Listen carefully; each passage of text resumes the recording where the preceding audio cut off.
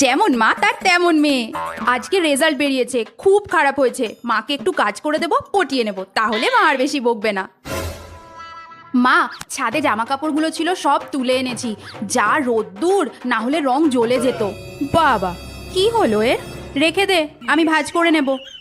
মা, দোকানে যাচ্ছি, কিছু কি আনতে হবে? তাহলে বলো, আসার সময় নিয়ে আসবো। বাবা, হলো কি এ মেয়ের?